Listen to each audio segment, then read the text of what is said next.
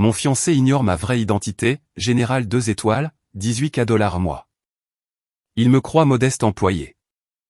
J'ai voulu tester sa famille à Noël, me déguisant en personne quelconque avec mon vieux manteau et ma timidité. Mais le dîner a pris une tournure inattendue, ils ont glissé un contrat sur la table. Le dossier a glissé sur la table de Noël si doucement qu'il n'a presque fait aucun bruit. La mère de Daniel l'a poussé avec 2 doigts, juste entre le plat de patates douces confites et le panier de petits pains, comme si elle m'offrait quelque chose de poli. Son sourire est resté figé, net et froid. Nous pensons que c'est le mieux, a-t-elle dit, avant que le mariage ne soit avancé. Pendant une seconde, personne n'a bougé. Les lumières de l'arbre dans le coin clignotaient rouge, or, rouge, or. Quelque part dans la cuisine, une minuterie tic-taquait. Daniel regardait son assiette. Son père joignait ses mains, comme s'il s'agissait d'une réunion d'affaires et non d'un dîner de Noël. Sa sœur a pris une gorgée de vin, essayant de ne pas paraître intéressée. J'ai posé ma main sur le dossier, mais je ne l'ai pas ouvert tout de suite.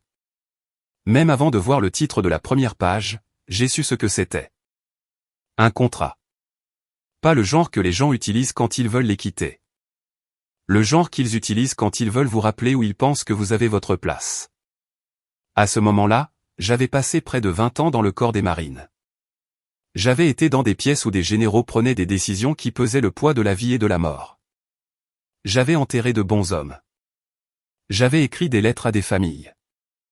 J'avais appris comment fonctionnait le pouvoir, et plus important encore, comment les petites personnes agissaient quand elles croyaient que quelqu'un d'autre n'en avait pas. Toujours assise à cette table de Noël dans mon vieux manteau de laine, j'ai ressenti quelque chose de plus aigu que la colère. Pas à cause du papier, car Daniel savait. Je le voyais à la façon dont il ne levait pas les yeux. C'était le moment. C'était la nuit. C'était la seconde où j'ai compris qu'avant d'épouser cet homme, je devais décider si l'amour suffisait quand le courage manquait. Mais ce n'était pas là que l'histoire commençait. Elle a commencé 3 semaines plus tôt, un gris matin de décembre, avec Daniel debout dans ma cuisine, tenant une tasse de café et me souriant comme si le monde était encore simple. « Je veux que tu viennes dîner à Noël », a-t-il dit.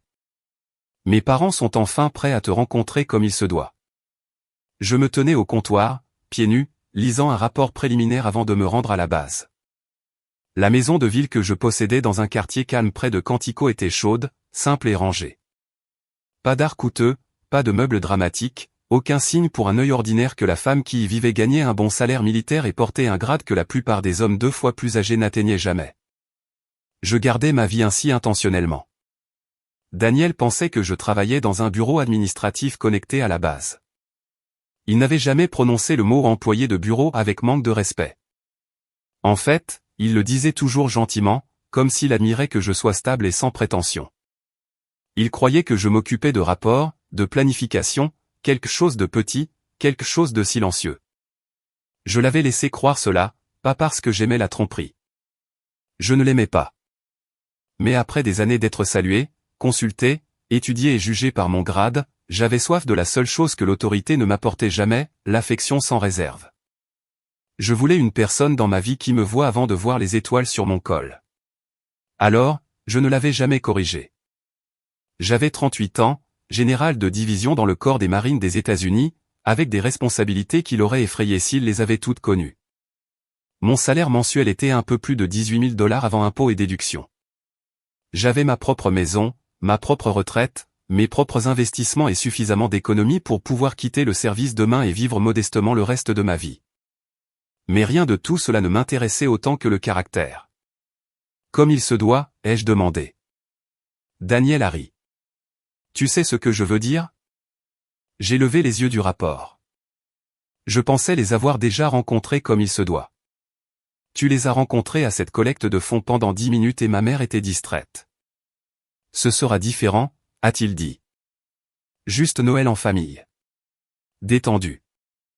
Je me souviens de la petite pause que j'ai faite avant de répondre. Daniel l'a aussi remarqué. Quoi, a-t-il demandé. Ta mère ne semblait pas distraite. Elle semblait déçue, ai-je dit. Il m'a lancé ce sourire impuissant qu'il utilisait pour aplanir l'inconfort sans jamais vraiment y faire face. Elle ne te connaît pas encore. C'était la façon de faire de Daniel. C'était un bon homme dans beaucoup de sens quotidiens et ordinaires. Il se souvenait de comment je prenais mon café. Il vérifiait l'huile de ma voiture sans me le dire. Il portait ses vestes au pressing à temps et envoyait des fleurs aux veuves de l'église. Il appelait sa tante tous les dimanches. Il rentrait mes sacs de courses sans qu'on le lui demande. Mais Daniel avait été élevé dans une famille où maintenir la paix était plus important que de dire la vérité crue. Surtout autour de ses parents, il se réduisait en quelqu'un de plus petit. Il ne mentait pas exactement. Il laissait simplement les choses passer sans les contester jusqu'à ce qu'elles se durcissent en fait. Quand est le dîner, ai-je demandé. La veille de Noël, a-t-il dit. Ma sœur et son mari seront là aussi. J'ai posé le rapport et me suis tourné complètement vers lui. Et qu'est-ce que tu leur as dit exactement à mon sujet? Ses sourcils se sont levés trop rapidement. Que tu travailles à la base. C'est tout. Il a haussé les épaules plus ou moins. Il aurait été facile alors de lui dire, Daniel, je ne suis pas une employée de bureau. Je suis général de division dans le corps des marines, et si tes parents veulent savoir si je peux subvenir à mes besoins, la réponse est oui. Mais quelque chose en moi a résisté. Pas l'orgueil, la curiosité. À ce moment-là, j'avais passé suffisamment de temps avec la richesse, la vraie richesse, la richesse héritée, la richesse anxieuse, pour savoir que beaucoup de gens n'étaient pas mesurés par ce qu'ils avaient, mais par la façon dont ils traitaient ceux qui semblaient avoir moins. La famille de Daniel venait d'un vieux confort de la côte, pas de richesse dynastique, mais du genre d'argent qui vivait dans les adhésions au club de golf, les coupes de cheveux soignées, et la conviction que la réputation familiale devait être protégée de l'embarras. J'avais observé des femmes comme sa mère toute ma vie. Voix douce, yeux perçants, généreuse en public, exigeante en privé. Et j'ai soudainement su que je voulais voir quelque chose clairement avant d'épouser son fils. D'accord, ai-je dit. Je viendrai. Il a souri de soulagement et est venu m'embrasser le front. Tu verras. Ce sera bien. J'ai souri en retour, mais je n'ai pas répondu. Après qu'il soit parti au travail, je suis resté seul dans la cuisine pendant un long moment. Le rapport oublié, mon café refroidissant dans ma main. Puis je suis monté à l'étage, j'ai ouvert mon armoire et j'ai regardé au-delà des manteaux taillés et des robes de bonne volonté que je portais pour les fonctions militaires formelles lorsque c'était approprié. J'ai choisi le vieux manteau que je possédais. Laine marron, toujours décent, mais usé au poignet.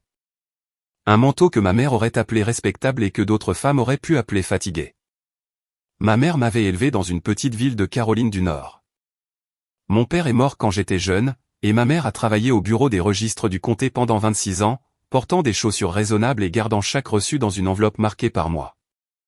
Elle me disait, une personne de bonne moralité n'a pas besoin de s'annoncer. Le monde finira par annoncer pour elle. Elle disait aussi, si tu veux vraiment savoir qui sont les gens, laisse-les croire que tu ne peux rien faire pour eux. J'ai entendu sa voix ce matin-là, claire comme des cloches d'église. J'ai donc pris une décision.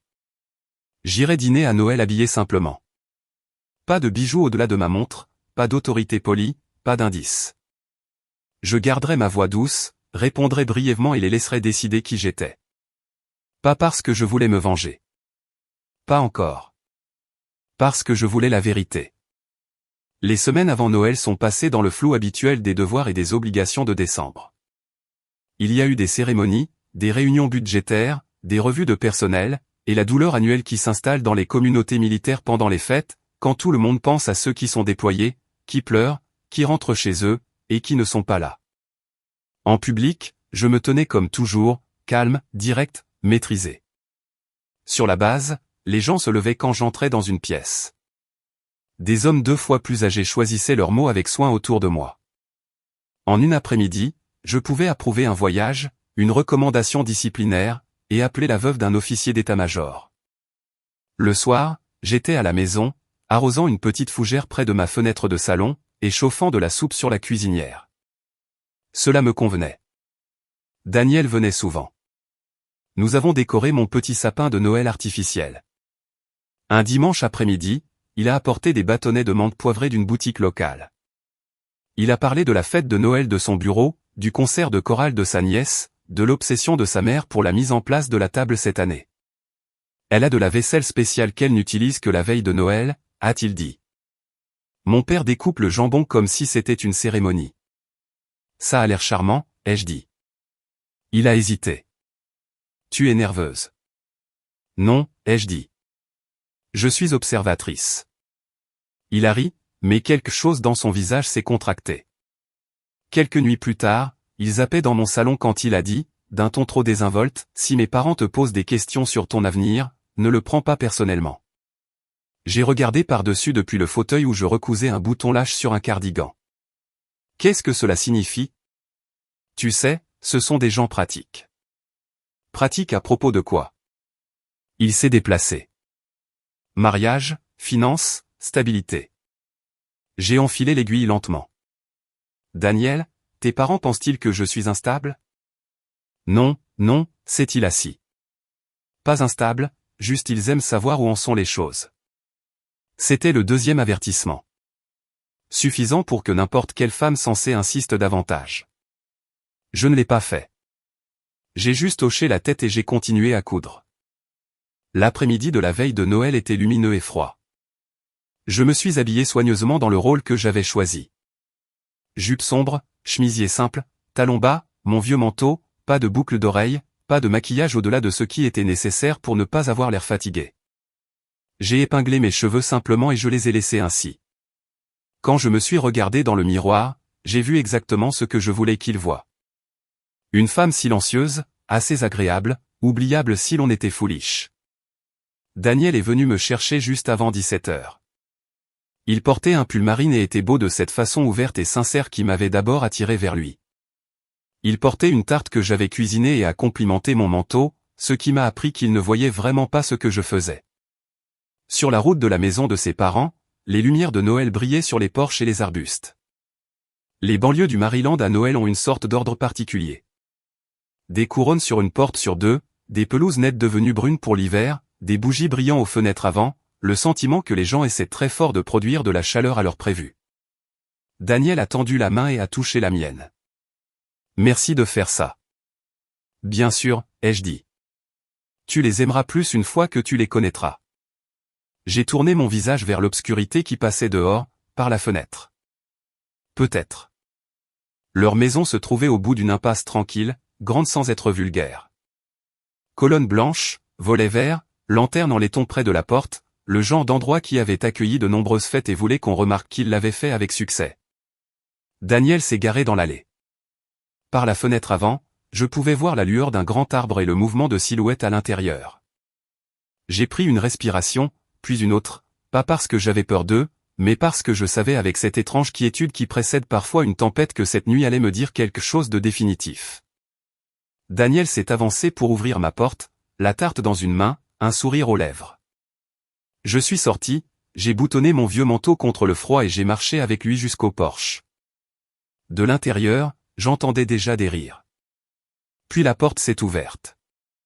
La femme qui a ouvert la porte a souri comme le font les gens quand ils ont déjà pris leur décision.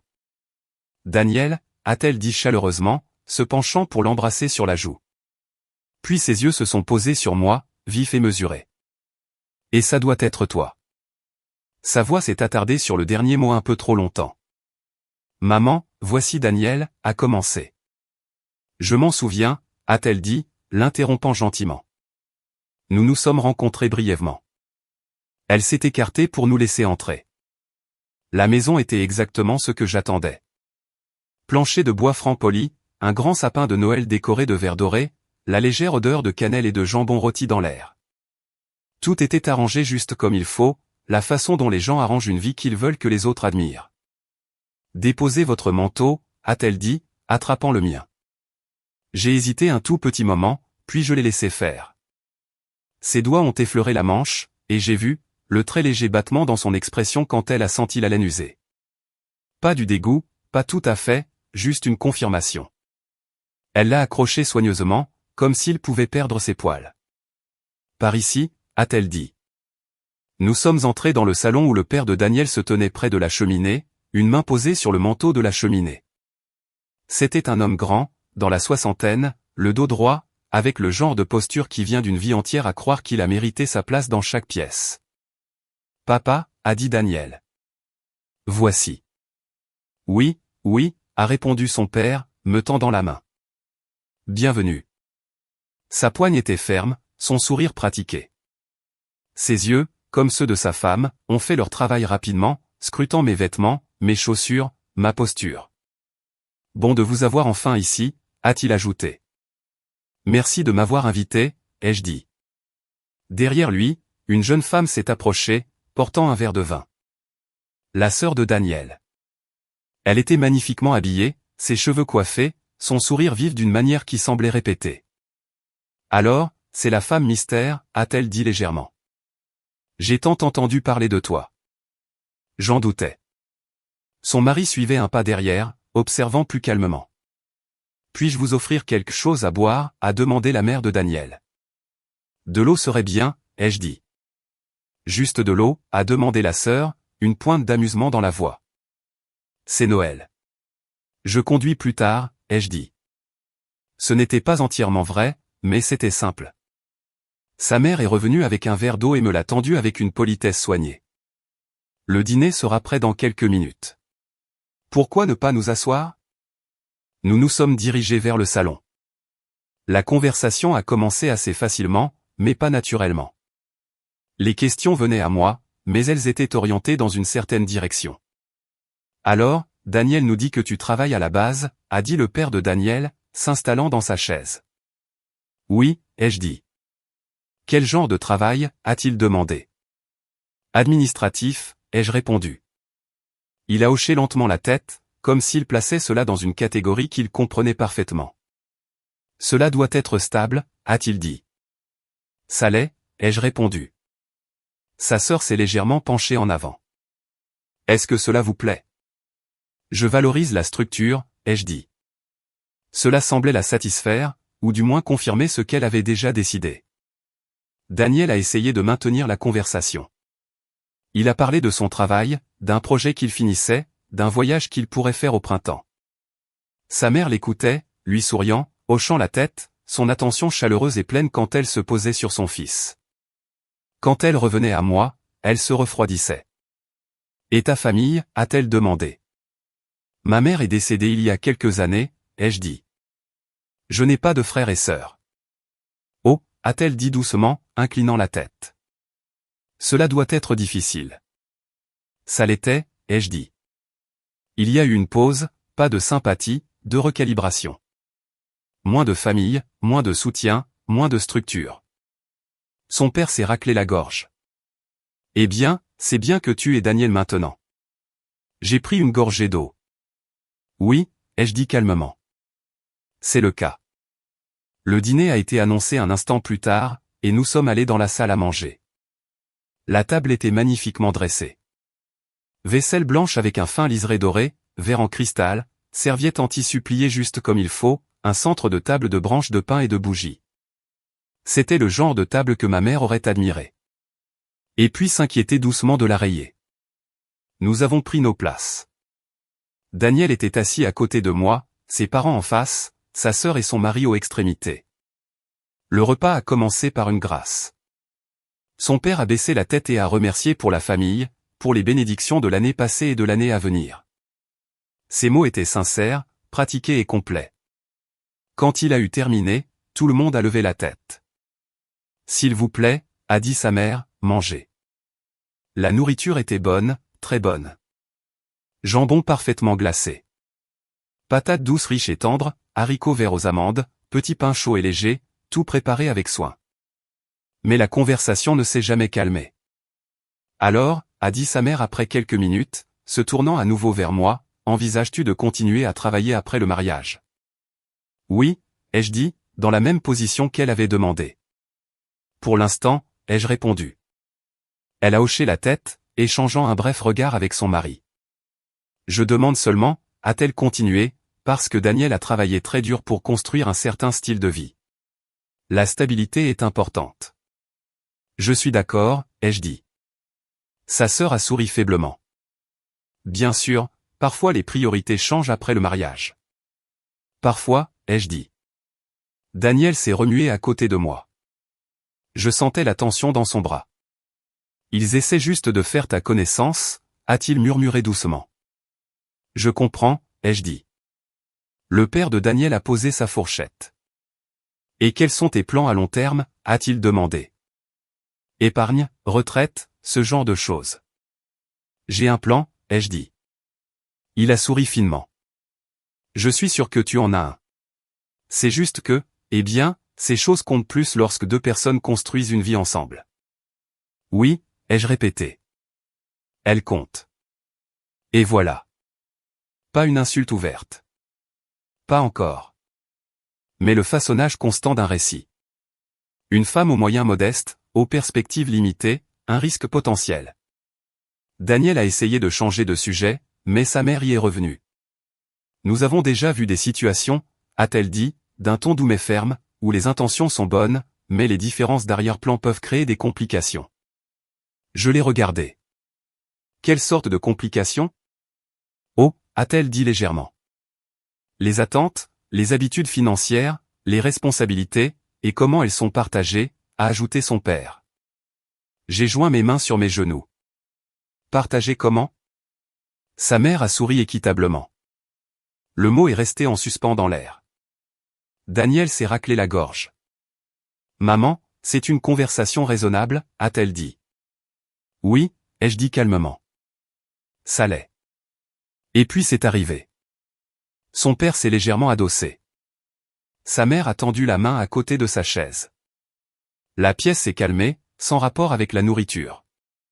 Elle a posé un dossier sur la table et, avec deux doigts, me l'a glissé. Nous pensons que c'est le mieux, a-t-elle dit, avant que le mariage ne soit avancé. Cette fois, je n'ai pas attendu. Je l'ai ouvert. La première page était exactement ce que j'attendais, un accord prénuptial. Mais en lisant, j'ai vu plus que du langage juridique. J'ai vu des hypothèses selon lesquelles je contribuerais peu, que je pourrais dépendre, que je pourrais prendre, qu'il fallait me gérer avant que je puisse faire partie de leur famille.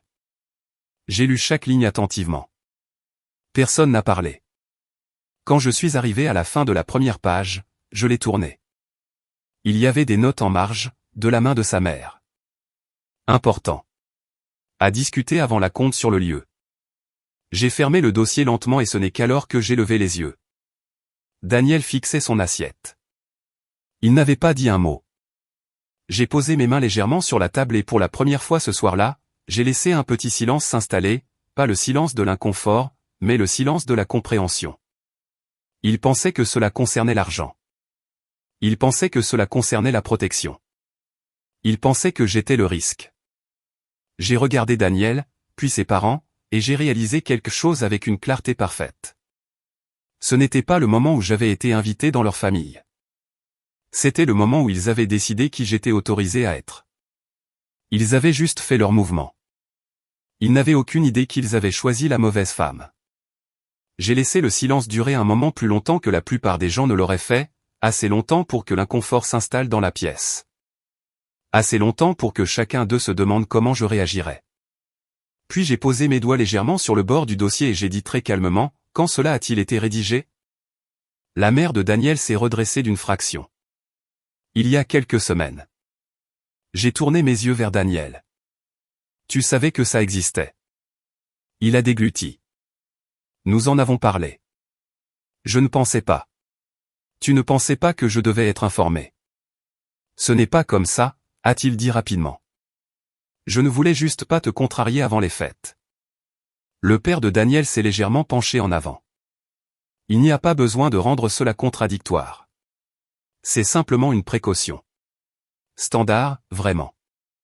Standard pour qui, ai-je demandé. Pour les familles dans notre position, a-t-il dit. J'ai hoché la tête une fois, comme si cela répondait à quelque chose. Et quelle position, ai-je demandé. La sœur de Daniel s'est remuée sur sa chaise. Papa veut juste dire les gens qui ont quelque chose à protéger. Je vois, ai-je dit. J'ai rouvert le dossier, en revenant à la première page. Et tu crois que je n'en ai pas? Personne n'a répondu directement. La mère de Daniel a offert un sourire doux et mesuré. Nous ne savons pas assez sur votre situation financière. C'est exactement le point. Il est préférable de clarifier ces choses à l'avance. Clarifier, ai-je répété. J'ai tourné une autre page, scannant le langage, les clauses de propriété séparées, les limitations de réclamation, les dispositions qui ressemblaient moins à une protection mutuelle et plus à une ligne tracée à l'avance. Et qui a rédigé cela, ai-je demandé. Notre avocat familial, a dit son père. Pour les deux parties, ai-je demandé. Un silence. Eh bien, a-t-il dit, notre avocat a préparé le document initial. Vous seriez bien sûr libre de faire examiner cela par votre propre avocat. Bien sûr, ai-je dit doucement. J'ai refermé le dossier et j'ai posé mes mains dessus. Daniel a tendu la main vers son verre d'eau et a pris une gorgée dont il n'avait pas semblé avoir besoin. Sa main tremblait légèrement. Ce n'est pas personnel, a-t-il dit. Il demanderait cela à n'importe qui. J'ai tourné lentement la tête et je l'ai regardé. Le ferais-tu, ai-je demandé. Il a hésité. Ce n'est pas juste, a-t-il dit. Non, ai-je convenu. Ça ne l'est pas. La mère de Daniel s'est penchée, son ton toujours doux, mais plus ferme maintenant. Nous ne vous accusons de rien. Nous sommes simplement responsables. Le mariage n'est pas seulement émotionnel. C'est pratique. Je suis d'accord, ai-je dit. Son sourire est revenu, soulagé. Alors tu comprends. Je comprends que tu penses faire preuve de pragmatisme, ai-je dit. Ce que j'essaie encore de comprendre, c'est de quoi exactement tu penses protéger ton fils. Les mots ont atterri plus directement que tout ce que j'avais dit jusqu'à présent. L'expression de son père s'est contractée. Des complications, a-t-il dit, des malentendus, des situations difficiles à dénouer plus tard. Difficiles pour qui, ai-je demandé. Pour toutes les personnes impliquées, a-t-il répondu. J'ai de nouveau hoché la tête, comme si c'était une conversation que je prenais au sérieux, parce que je la prenais au sérieux. J'ai fait glisser le dossier de quelques centimètres vers moi, sans le rejeter, sans l'accepter, le tenant simplement en place.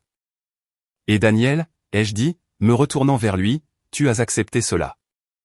Je n'ai pas accepté, a-t-il dit rapidement. Je ne l'ai juste pas arrêté. C'est la même chose, ai-je dit. Il a tressailli légèrement, comme un homme qui vient de réaliser le poids d'une petite décision. J'ai laissé le silence revenir juste un instant. Puis j'ai demandé très calmement, quelle est la valeur actuelle de la fiducie de Daniel? La question a immédiatement changé l'air dans la pièce. Son père a cligné des yeux. Je suis désolé. Vous avez mentionné la protection, ai-je dit. Je suppose que cela inclut les actifs existants. Je demande donc quelle est la valeur actuelle de sa fiducie. La sœur de Daniel a eu un rire court et surpris. C'est un peu direct, tu ne trouves pas? Je fais preuve de pragmatisme, ai-je dit. La bouche de son père s'est resserrée. Ce n'est pas quelque chose que nous discutons à la légère. Et pourtant, vous me demandez de signer un document juridique qui affecterait mon avenir sur la base de cette information, ai-je dit. Je ne vois donc pas comment cela peut rester non divulgué. Personne n'a parlé pendant un moment. J'ai continué, mon ton a changé. La maison est-elle au nom de Daniel ou détenue par une fiducie familiale? Ce n'est pas pertinent, a dit son père. Si nous discutons des biens matrimoniaux, ai-je répondu. Daniel s'est remué sur sa chaise. Nous n'avons pas besoin d'entrer dans tout cela ce soir. Nous n'avons pas, ai-je demandé.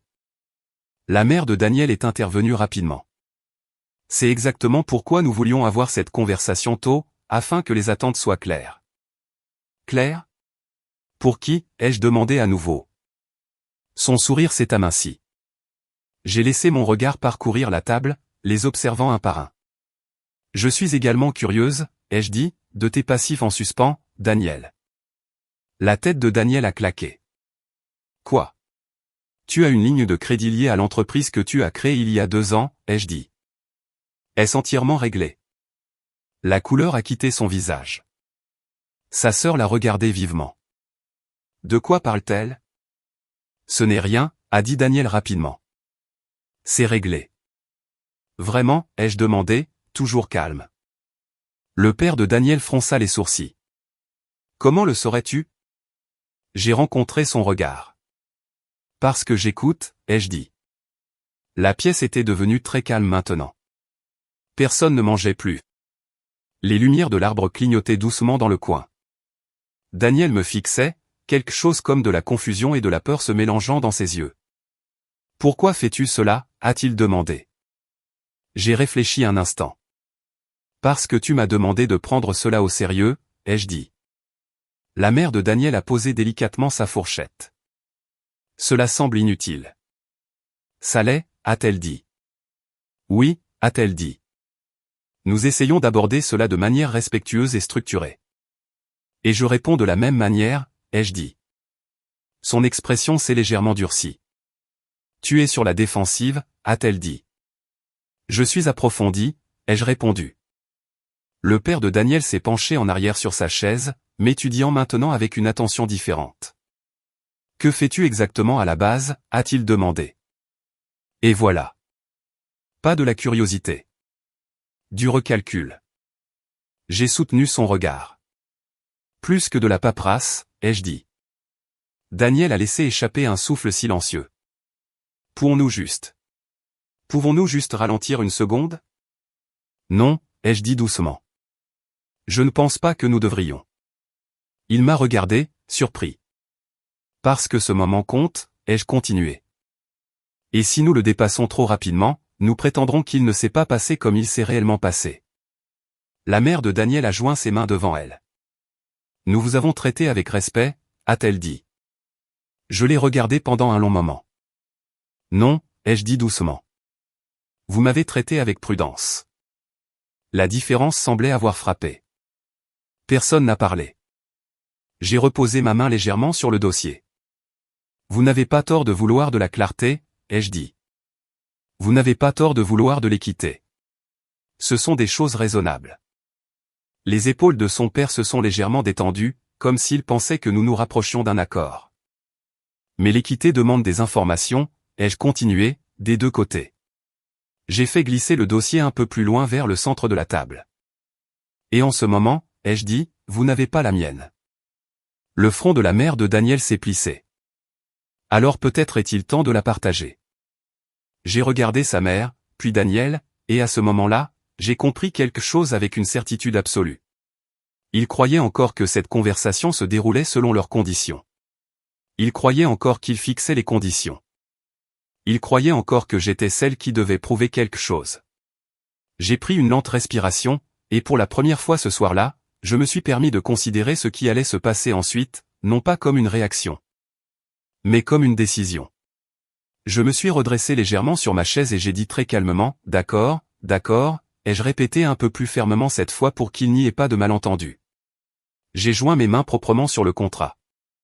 Si nous allons avoir une conversation sérieuse sur l'équité, alors nous devrions le faire comme il se doit. La mère de Daniel a hoché la tête une fois, soulagée, comme si elle pensait que j'entrais enfin dans le rôle qu'elle m'avait préparé. Oui, a-t-elle dit. C'est exactement ce que nous demandons. J'ai regardé Daniel d'abord. Avant de répondre à quoi que ce soit d'autre, ai-je dit, j'ai besoin de comprendre quelque chose. Il a rencontré mon regard, mal à l'aise. D'accord. Pourquoi ne l'as-tu pas arrêté? Ai-je demandé. Il a dégluti. Je t'ai dit que je ne voulais pas causer de scène. Une scène, ai-je répété doucement. Je pensais que si nous nous en sortions juste par le dîner, nous pourrions en parler plus tard en privé sans tout ça. Tout ça, ai-je dit, en jetant un coup d'œil au dossier, était déjà décidé. La seule chose que tu as reportée, c'est de me le dire. Il n'a pas répondu. J'ai laissé cela s'installer entre nous. Puis je me suis tourné vers ses parents. Vous avez dit que vous vouliez de la clarté, ai-je continué. Alors laissez-moi vous en offrir. Je me suis légèrement affalé sur ma chaise, pas par défi, mais par composure. J'ai 38 ans, ai-je dit. Je subviens à mes besoins depuis l'âge de 18 ans. Je n'ai pas de dette personnelle. Je possède ma maison. Je gère mes propres comptes de retraite. Je ne dépends pas de Daniel pour la stabilité financière, et je n'ai pas besoin d'accéder aux actifs de votre famille pour vivre confortablement. La sœur de Daniel a cligné des yeux, surprise. Les yeux de son père se sont plissés, réévaluant. Et quant à mon travail, ai-je ajouté, vous avez raison, je suis à la base. J'ai fait une pause juste assez longtemps pour que le poids de cette sous-déclaration soit enregistré. Mais pas de la manière dont vous l'avez supposé. Daniel s'est penché légèrement en avant. Qu'est-ce que tu veux dire? Je l'ai regardé. Puis j'ai regardé ses parents et j'ai parlé clairement. Je suis général de division dans le corps des marines des États-Unis. Pendant un moment, personne n'a réagi. C'était trop loin de ce qu'ils attendaient. Puis sa sœur a laissé échapper un rire court et incrédule. Je suis désolé. Quoi? Je suis général 2 étoiles, ai-je dit, ma voix calme et égale. Je commande du personnel, je supervise des opérations et je prends des décisions qui ont des conséquences juridiques, financières et humaines. Mes responsabilités s'étendent bien au-delà des tâches administratives. Daniel me fixait. Tu es sérieuse, a-t-il dit. Oui. L'expression de sa mère a changé, la confusion cède dans la place à quelque chose de plus vif. Ce n'est pas quelque chose que l'on cache. Je ne l'ai pas caché, ai-je dit. Je n'ai simplement pas commencé par là. Le père de Daniel s'est penché en avant, m'étudiant d'une manière qu'il n'avait pas faite auparavant. Si c'est vrai, a-t-il dit lentement, alors pourquoi? Pourquoi suis-je assise ici dans un vieux manteau que j'ai fini pour lui? Il n'a pas répondu. Je lui ai donné la courtoisie de terminer la pensée de toute façon, parce que je voulais savoir comment vous traiteriez quelqu'un que vous croyez ne rien avoir à vous offrir. Les mots se sont installés dans la pièce comme une pierre tombée dans de l'eau calme. Daniel m'a regardé comme s'il me voyait pour la première fois. Tu ne me l'as jamais dit, a-t-il dit doucement. Non, ai-je convenu. Je ne l'ai pas fait. Pourquoi? A-t-il demandé. J'ai soutenu son regard. Parce que je voulais une relation dans ma vie qui ne soit pas façonnée par le grade, ai-je dit. Je voulais savoir si je pouvais être connu comme une personne avant d'être connu comme un titre. Sa mère a secoué légèrement la tête. Cela semble trompeur. Ça l'est? Ai-je demandé. Oui, a-t-elle dit. Vous nous avez permis de croire quelque chose qui n'était pas vrai. J'ai permis que vous croyiez quelque chose que vous n'avez jamais remis en question, ai-je répondu. Le père de Daniel s'est lentement adossé. Et maintenant, a-t-il demandé. Maintenant, ai-je dit, nous avons la conversation que vous vouliez, avec toutes les informations sur la table. J'ai de nouveau levé le dossier, en le tapotant légèrement. Ce document, ai-je continué, n'est pas intrinsèquement déraisonnable. Les accords prénuptiaux peuvent être utiles lorsque les deux parties y parviennent avec une pleine connaissance, un conseil indépendant et un respect mutuel. Sa mère a hoché la tête un peu trop rapidement. Exactement. Mais ceci, ai-je dit, l'ouvrant à nouveau et le tournant pour qu'il le voie, n'est pas cela. J'ai pointé une clause. Cette section suppose une disparité de revenus et restreint les réclamations futures en conséquence. Cette hypothèse est incorrecte. J'ai tourné une autre page. Cette disposition limite l'accès à certains actifs sans en divulguer la structure. Cela crée un déséquilibre d'information. Une autre page. Et ce langage ici, ai-je ajouté, en tapotant la note en marge, n'est pas légal du tout. Il est personnel. Il reflète une préoccupation pour le caractère plutôt qu'une préoccupation pour les actifs. La sœur de Daniel s'est remuée inconfortablement. Le père de Daniel a froncé les sourcils. Notre avocat a rédigé cela. Votre avocat a rédigé un document basé sur votre perspective, ai-je dit. Pas sur une compréhension complète des deux parties impliquées. Et que suggérerais-tu? A-t-il demandé. Je suggérerais, ai-je dit calmement, que si nous devons discuter d'un accord juridique, il soit rédigé par des avocats distincts avec une divulgation complète des deux côtés et des termes qui protègent chaque partie de manière égale. La bouche de sa mère s'est serrée en une ligne fine. Et tu t'attends à ce que nous acceptions simplement cela? A-t-elle demandé. Je m'attends à ce que vous reconnaissiez que je ne suis pas la personne que vous pensiez que j'étais, ai-je dit. La pièce est redevenue silencieuse. Daniel s'est passé la main dans les cheveux. Je ne sais même pas quoi dire. Tu pourrais commencer par la vérité, ai-je dit. Il m'a regardé, douloureux. Je ne pensais pas que cela importait. Cela importait pour eux, ai-je dit. Et tu as laissé cela importer sans poser de questions. Le père de Daniel a expiré lentement. Eh bien, a-t-il dit, c'est inattendu. Oui, ai-je dit. Ça l'est. La mère de Daniel a ramassé son verre de vin, a pris une petite gorgée et l'a reposé soigneusement. Si ce que vous dites est exact, a-t-elle dit, alors peut-être avons-nous tous fait des suppositions incorrectes. C'est une façon de le dire, ai-je répondu. Ses yeux ont croisé les miens. Et vous, a-t-elle ajouté, avez choisi de ne pas les corriger. C'est aussi vrai. Une longue pause a suivi. Puis elle a dit, je suppose que la question maintenant est de savoir où nous allons à partir d'ici. J'ai réfléchi. J'ai regardé Daniel, son père, sa mère, le contrat toujours posé entre nous, et j'ai réalisé quelque chose qui n'avait rien à voir avec le rang, l'argent ou le langage juridique. Il ne s'agissait plus de ce qu'ils pensaient de moi. Il s'agissait de ce que je pensais d'eux. J'ai fermé doucement le dossier et je l'ai reposé sur la table. Vous avez demandé de la clarté, ai-je dit. Et maintenant, vous l'avez. Pendant un moment après que je l'ai dit, personne n'a bougé. Le contrat était au centre de la table comme quelque chose qui avait perdu son utilité. La mère de Daniel fut la première à se remettre. Elle a ajusté sa serviette, l'a lissée une fois sur ses genoux et a relevé légèrement le menton. Eh bien, a-t-elle dit, sa voix soigneusement mesurée. Cela change certainement le contexte. Ça le fait? Ai-je demandé. Ses yeux ont vacillé, ne s'attendant pas à cette réponse. Bien sûr que ça le fait. Nous opérions selon une certaine compréhension. Oui, ai-je dit. Vous l'étiez.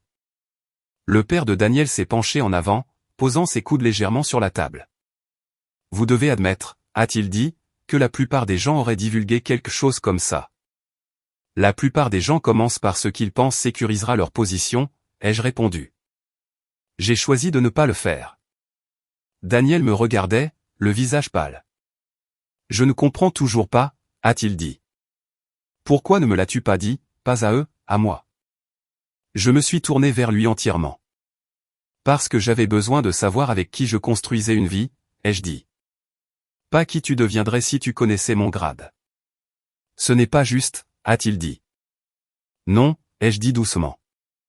Ce qui s'est passé ce soir n'était pas juste, a-t-il tressailli à cela. Sa sœur s'est remuée sur sa chaise, visiblement mal à l'aise maintenant. D'accord, mais cela ressemble à un test, a-t-elle dit. Comme si tu avais préparé ça. Je n'ai rien préparé, ai-je dit. J'ai accepté une invitation et je suis venu en prétendant être quelqu'un d'autre, a-t-elle dit. J'ai soutenu son regard. Je suis venu sans m'annoncer. Il y avait une différence. La mère de Daniel a expiré lentement. Quoi qu'il en soit, a-t-elle dit, nous en sommes là où nous en sommes, et nous devons encore discuter de l'avenir. J'ai hoché la tête une fois. Nous devons. Elle s'est penchée légèrement en avant, retrouvant une partie de son sang-froid. Alors soyons pratiques. Si tu es vraiment dans la position que tu affirmes, alors tu comprends l'importance de la structure, des accords, des limites. Je comprends, ai-je dit. Alors tu dois aussi comprendre que les familles comme la nôtre ne sont pas uniques, ai-je dit, la coupant doucement, ses lèvres se serrant. J'ai passé toute ma vie d'adulte à travailler avec des gens de tous les milieux imaginables, ai-je continué. Riches, pauvres, éduqués, ce qui ne les distingue pas, ce n'est pas ce qu'ils ont, c'est comment ils se comportent quand ils pensent que personne ne regarde. Personne n'a parlé. Daniel fixait ses mains. J'ai reporté mon attention sur lui. Daniel, ai-je dit, d'un ton plus doux maintenant. J'ai besoin de te demander quelque chose, et j'ai besoin que tu répondes honnêtement. Il a levé les yeux. Quand tes parents ont décidé de présenter cela ce soir, ai-je dit, tapotant légèrement le dossier, es-tu d'accord avec eux? Il a ouvert la bouche, puis l'a refermée. Je pensais que c'était raisonnable, a-t-il dit finalement, juste par précaution. Même en sachant ce que tu sais de moi? Ai-je demandé. Il a hésité. Je ne savais pas ça, a-t-il dit, gesticulant légèrement vers moi, vers tout ce que je venais de révéler. Non, ai-je dit, mais tu me connaissais. Cela a eu un impact plus fort. Il a baissé les yeux. Je ne pensais pas qu'ils essayaient de te blesser, a-t-il dit doucement. Ce n'est pas ce que j'ai demandé, ai-je répondu. Le silence s'est étiré entre nous. Puis lentement, il a dit, je ne les ai pas arrêtés. J'ai hoché la tête une fois. C'est ce que je devais savoir. La mère de Daniel s'est rapidement penchée. Daniel essayait de maintenir la paix, a-t-elle dit. Tu ne peux pas lui en vouloir. J'ai tourné la tête vers elle. Oui, ai-je dit. Je le peux. Ses yeux se sont légèrement écarquillés. Maintenir la paix, ai-je continué, au détriment de la dignité de quelqu'un d'autre, ce n'est pas la paix. C'est de l'évitement. Le père de Daniel s'est remué sur sa chaise. Attendez une minute, a-t-il dit. Personne n'avait l'intention de compromettre votre dignité. J'ai croisé son regard. Vous m'avez tendu un document conçu pour limiter ma place dans votre famille avant de comprendre qui j'étais. Ai-je dit. Vous avez fait des suppositions sur mon caractère basées sur ce que je portais, ce que je disais, et ce que vous croyez que je pouvais offrir. Ce n'est pas. A commencé sa sœur. Si, c'est le cas, ai-je dit, toujours calme. La pièce est redevenue silencieuse. Je l'ai laissée. Puis j'ai fait quelque chose qu'aucun d'eux n'attendait. J'ai tendu la main, j'ai retiré la bague de fiançailles de mon doigt et je l'ai posée doucement sur la table à côté du contrat. Le petit son qu'elle a fait contre le bois semblait plus fort que tout le reste cette nuit-là. La tête de Daniel a claqué. « Qu'est-ce que tu fais » a-t-il demandé. « Je fais une pause, ai-je dit. »« Une pause ?» Sa voix s'est légèrement cassée. « Tu enlèves la bague devant ma famille et tu appelles ça une pause. »« Oui, ai-je dit. »« Pourquoi » a-t-il exigé. Je l'ai regardé, pas sans gentillesse. « Parce que je ne sais pas si tu es prêt à te tenir à mes côtés, ai-je dit. Et je ne suis pas disposé à construire un mariage sur l'incertitude. » Le visage de sa mère s'est contracté. « C'est une réaction excessive, a-t-elle dit. »« Non, ai-je répondu. C'est une décision. » Le père de Daniel s'est penché en avant, sa voix plus ferme maintenant.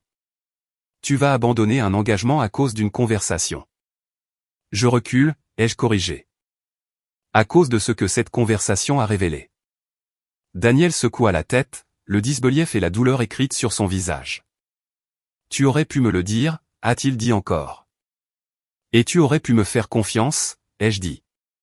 C'était la vérité au cœur de tout cela. Pas le contrat, pas le dîner. La confiance. Je me suis levé lentement, lissant ma jupe. Merci pour le repas, ai-je dit à ses parents, ma voix ferme. Il était très bien préparé. Sa mère m'a regardé, muette maintenant. J'ai ramassé mon manteau sur la chaise où il avait été placé plus tôt.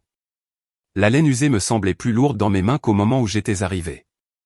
Avant de me retourner pour partir, j'ai regardé Daniel une dernière fois. J'ai pensé à ce que j'ai dit, lui ai-je dit. Ce n'est pas la fin, mais ce n'est pas non plus le début. Il n'a pas bougé. Aucun d'eux ne l'a fait. J'ai marché jusqu'à la porte d'entrée, je l'ai ouverte et je suis sorti dans le froid de la nuit de décembre. L'air m'a frappé le visage, vif et pur. Derrière moi, j'ai entendu la porte se fermer. Et pour la première fois ce soir-là, je me suis permis de le ressentir. Pas de la colère, pas du triomphe, mais de la perte. Parce que parfois, la partie la plus difficile de voir les gens clairement, c'est de réaliser qu'ils ne sont pas qui on espérait qu'ils soient. Les premiers jours après Noël furent les plus calmes dont je me souvienne depuis des années. Pas le genre de calme que l'on obtient après une longue journée de travail quand on s'assoit avec une tasse de thé et qu'on laisse le monde s'installer. C'était un calme plus profond. Le genre qui laisse de la place aux pensées que l'on n'a pas eu le temps d'affronter. Je suis retourné à la base le matin du 26. La routine a aidé. Il y avait des briefings qui attendaient, des rapports à examiner, une question de personnel qui avait été reportée pendant les fêtes. Dans mon monde, les décisions ne faisaient pas de pause parce que c'était Noël. Les gens dépendaient toujours de la clarté, de la direction, de quelqu'un prêt à prendre ses responsabilités. Alors je suis revenu à ce rôle sans hésitation. En uniforme, tout avait un sens. Les gens se levaient quand j'entrais dans une pièce. Les conversations se faisaient plus serrées. Les informations étaient présentées directement. Personne ne se demandait ce que je contribuais ou si j'avais ma place à la table. Mon autorité n'était pas une question. C'était un fait. Il y a un certain confort là-dedans, même si on ne l'admet pas. Mais quand je rentrais chez moi le soir, le silence revenait. Ma maison de ville me semblait plus grande qu'avant. Le petit sapin artificiel se tenait toujours dans le coin du salon, les lumières débranchées, les ornements captant maintenant la faible lueur du lampadaire à l'extérieur. La tarte que Daniel avait apportée était toujours sur le comptoir la première nuit. Je l'ai jetée le lendemain matin. Je n'ai pas eu de ces nouvelles tout de suite. Cela ne m'a pas surprise. Daniel n'était pas un homme qui se précipitait dans les conversations difficiles. Il les abordait comme certaines personnes abordent l'eau froide, lentement, prudemment, en espérant s'ajuster avant de plonger complètement. Le 3e jour, il a appelé. Je l'ai laissé aller à la messagerie vocale. Son message était court. « Je suis désolé », a-t-il dit. « Je ne sais même pas par où commencer, mais je suis désolé. Appelle-moi quand tu seras prête. » Je l'ai écouté une fois, puis je l'ai supprimé. Pas par colère, mais par discipline. J'avais appris au fil des ans que les réponses immédiates proviennent souvent de l'émotion, pas de la clarté. Et je voulais comprendre ce que je ressentais avant d'essayer de le lui expliquer. Une semaine s'est écoulée. Le travail a rempli la plupart de celles-ci. Des réunions, des revues, de longues heures qui se sont brouillées les unes dans les autres. Il y a eu des moments où j'ai complètement oublié le dîner de Noël, le contrat, le regard sur le visage de Daniel quand j'ai posé la bague sur la table. Mais ensuite, quelque chose de petit le ramenait. Un couple se tenant la main dans un parking, une annonce de mariage dans le journal, une carte de Noël laissée non ouverte sur mon comptoir de cuisine. À la 2e semaine, les appels se sont arrêtés. Au lieu de cela, une lettre est arrivée. Elle était manuscrite. J'ai immédiatement reconnu son écriture, soignée, légèrement inclinée, la façon dont il écrivait toujours des listes de courses. Je l'ai posée sur la table et je l'ai regardée longtemps avant de l'ouvrir. Quand je l'ai finalement fait, j'ai lu lentement. Il n'a pas essayé de se défendre. C'était la première chose que j'ai remarquée. Il a écrit sur cette nuit, sur ce qu'il avait vu et ce qu'il n'avait pas réussi à voir. Il a admis qu'il savait pour le contrat et qu'il s'était convaincu que ce n'était qu'une formalité. Il a admis qu'il était plus préoccupé par éviter le conflit que par me protéger. Je pensais que j'étais raisonnable, a-t-il écrit. Je pensais que je gardais les choses fluides. Je n'ai pas réalisé que je te laissais entrer dans quelque chose d'injuste. Il s'est arrêté là, puis a continué. Je n'ai pas non plus réalisé à quel point j'aimais la version de toi que je pensais connaître. Cette phrase m'a fait m'arrêter. Il a poursuivi en expliquant. Il a dit qu'il avait été plus facile de se sentir stable, confiant, même un peu important à côté de quelqu'un dont il pensait qu'il avait besoin de lui. Qu'il n'avait jamais posé de questions plus profondes sur mon travail parce qu'il ne voulait pas perturber cet équilibre. Je n'en suis pas fier, a-t-il écrit. Mais c'est la vérité.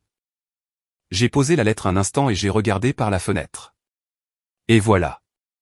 Pas seulement des excuses. Une compréhension qui comptait plus que tout ce qu'il aurait pu dire les premiers jours.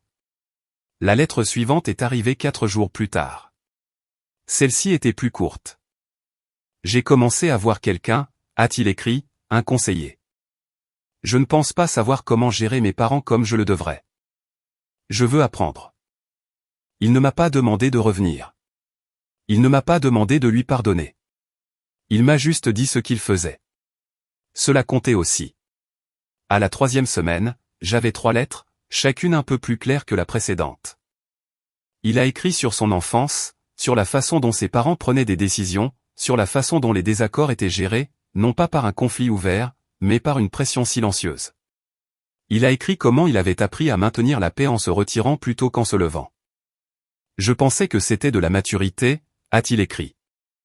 Je commence à voir que c'était de l'évitement. J'ai lu cette phrase 2 fois. Puis j'ai plié la lettre soigneusement et je l'ai placée avec les autres. Je n'ai pas répondu. Pas encore. Vers la même période, j'ai reçu un appel. Je ne l'attendais pas. La mère de Daniel. J'ai laissé sonner 1 fois, 2 fois, puis j'ai répondu. Bonjour. Il y a eu une courte pause à l'autre bout. J'espère que je n'interromps rien, a-t-elle dit. Vous n'interrompez pas, ai-je répondu. Une autre pause. Je voulais faire un suivi, a-t-elle dit, choisissant ses mots avec soin. À propos de Noël. Oui, ai-je dit. Je pense que les choses ont peut-être été mal comprises, a-t-elle continué. Je me suis légèrement affalé sur ma chaise. En quel sens? Ai-je demandé. Nous essayons d'être responsables, a-t-elle dit. Et peut-être que la façon dont nous l'avons abordé était trop directe. La directivité n'était pas le problème, ai-je dit. Elle a hésité. Quel était le problème, de votre point de vue? A-t-elle demandé. La supposition, ai-je dit. Silence. Puis plus doucement, je vois. Je n'étais pas sûr qu'elle le fasse. Je voulais aussi dire, a-t-elle ajouté, que nous n'étions pas au courant de votre position. Je comprends cela, ai-je dit. Et si nous avions su, a-t-elle continué, nous aurions géré les choses différemment. J'ai laissé cela s'installer un moment. Le feriez-vous? Ai-je demandé. Elle n'a pas répondu tout de suite. Je l'espère, a-t-elle dit finalement. C'était honnête à sa manière. Alors peut-être que le problème n'était pas l'information, ai-je dit. C'était la perspective. Un autre silence. Je suppose, a-t-elle dit lentement, qu'il y a une part de vérité là-dedans. Nous avons terminé l'appel peu après. Ce n'était pas des excuses. Pas encore. Mais c'était un mouvement. Le vrai changement est venu quelques jours plus tard. Une lettre est arrivée de la part du père de Daniel. Dactylographiée, pas manuscrite. Brève. Je vous ai mal jugé, y était-il écrit. Non pas à cause de ce que vous avez retenu, mais à cause de ce que j'ai supposé. C'est ma responsabilité. Je regrette la façon dont cela s'est manifesté. Pas d'explication, pas d'excuse, juste cela. Je l'ai lu une fois, puis je l'ai mise de côté. C'était suffisant, pas pour tout réparer, mais pour reconnaître que quelque chose avait été brisé. La semaine suivante, j'ai appelé Daniel. Nous avons convenu de nous rencontrer, pas chez ses parents, pas chez moi. Dans un petit restaurant juste à côté de l'autoroute, le genre d'endroit où le café est toujours chaud, les banquettes usées. Et où personne ne prête beaucoup attention à qui vous êtes. Cela semblait juste. Quand j'ai franchi la porte, il était déjà là. Il s'est levé quand il m'a vu. Pendant un moment, aucun de nous n'a parlé. Puis il a dit doucement, « Merci d'être venu. » J'ai hoché la tête et pour la première fois depuis Noël, nous nous sommes assis l'un en face de l'autre. Sans rien entre nous, il avait l'air plus maigre. Pas d'une manière que la plupart des gens remarqueraient tout de suite, mais je l'ai vu. Les rides autour de ses yeux étaient un peu plus profondes. Ses épaules ne reposaient plus aussi facilement qu'avant.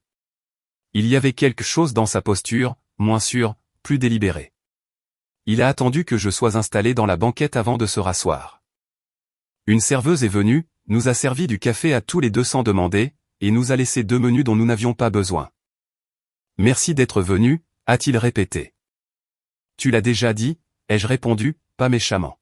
« Je sais », a-t-il esquissé un petit sourire nerveux. Je ne voulais juste pas présumer. « C'est nouveau », ai-je dit. Il a hoché la tête.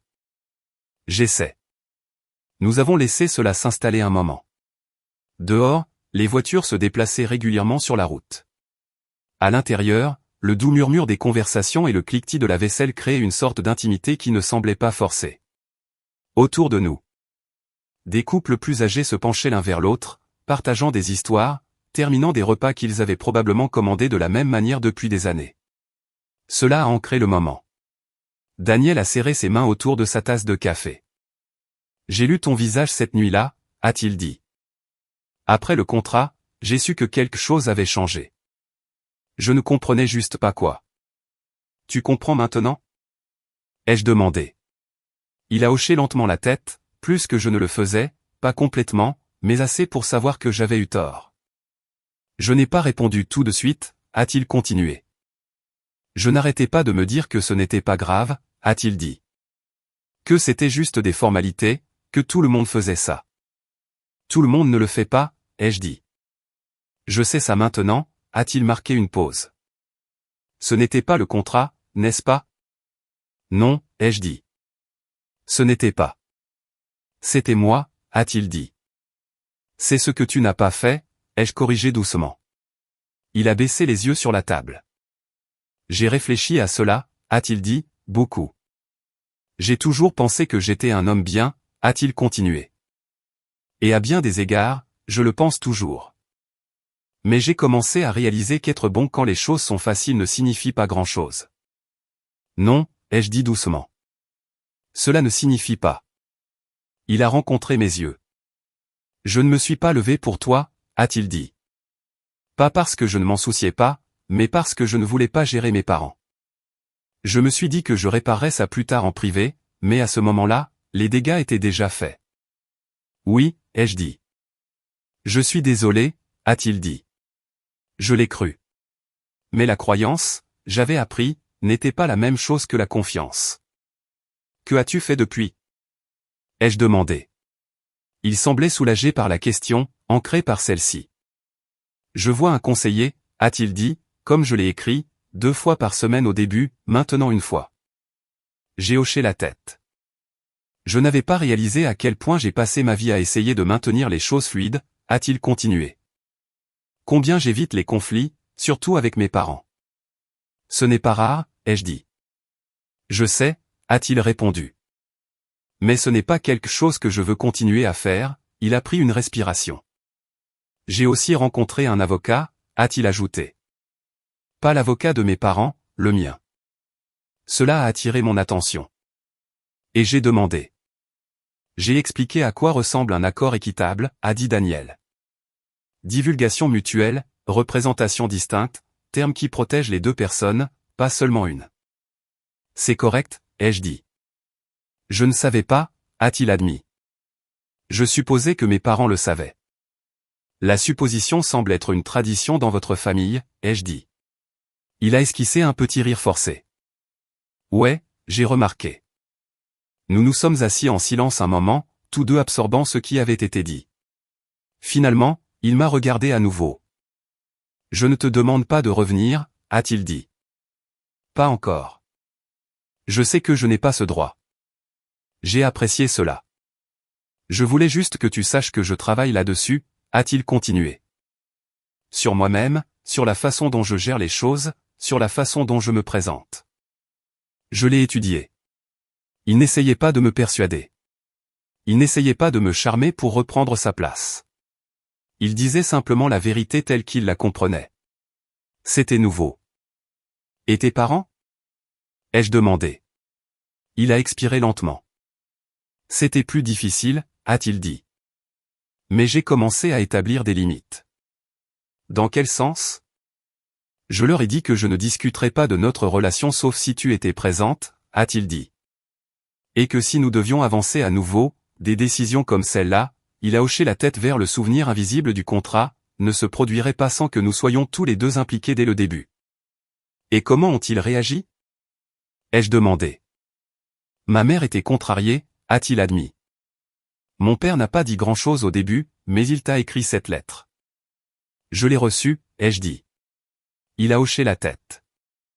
Il ne s'excuse pas facilement, a dit Daniel. C'était beaucoup pour lui. Je sais, ai-je dit. Nous sommes tombés dans un autre silence. La serveuse est revenue, nous a rempli nos cafés et nous a demandé si nous voulions autre chose. Nous avons tous 2 secoué la tête. Quand nous nous sommes levés pour partir, il n'a pas attrapé ma main. Il n'a pas essayé de réduire la distance. Il a simplement marché à côté de moi jusqu'à la porte. Dehors, l'air était à nouveau froid, bien que moins vif qu'il ne l'avait été la veille de Noël. Nous nous sommes tenus là un moment. Même endroit la semaine prochaine?